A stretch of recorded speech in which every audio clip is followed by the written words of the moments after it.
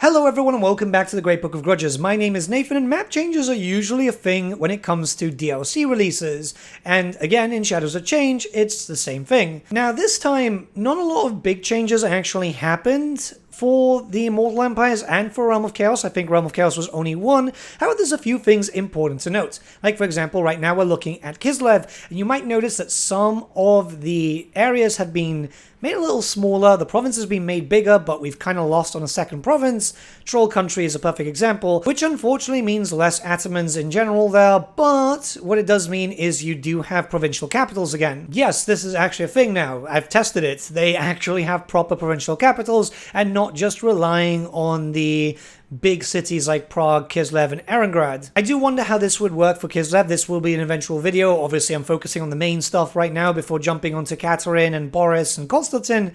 But yeah, I mean, it does make Kislev feel a little bit more constrained in a way. Just gonna have to see how that goes through eventual testing. Hopefully there'll be a video 1 or 2 days after this embargo specifically. As you can imagine, there's a few things that I want to cover in regards to this DLC. Some minor changes in Grand Cafe, for example, Shangwu becoming the capital for the Celestial Riverlands, the vampires themselves in Grand Cafe just taking over these territories, where the basin which they used to control now belongs to the Jade Custodians.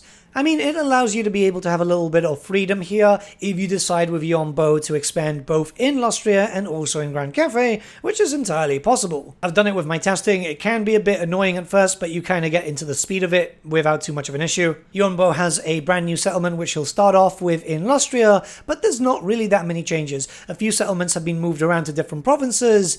It's more just balance, I guess, more than anything else.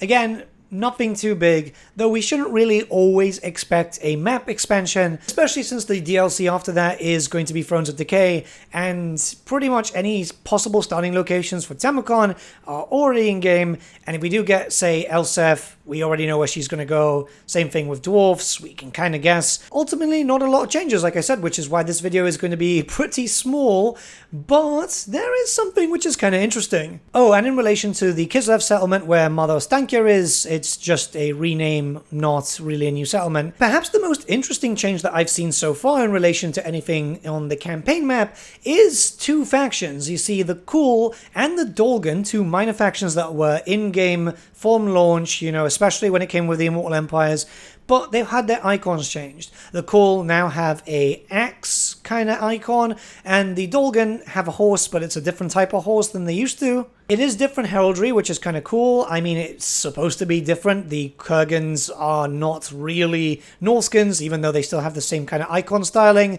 I will say, this is kind of curious. Not something that I expected. I imagine this might be because we're expecting Tamukon and Thrones of Decay, and they're probably just being there like, oh, this is Kurgan factions, give them a bit more stylized stuff, because I really do honestly think Tamukon's going to begin around this area, because the area, the path to Zanbaijin is right there, and that's where Tamukon's story essentially starts. Yeah, a little bit of theory crafting here, which I don't tend to want to do during pre-releases.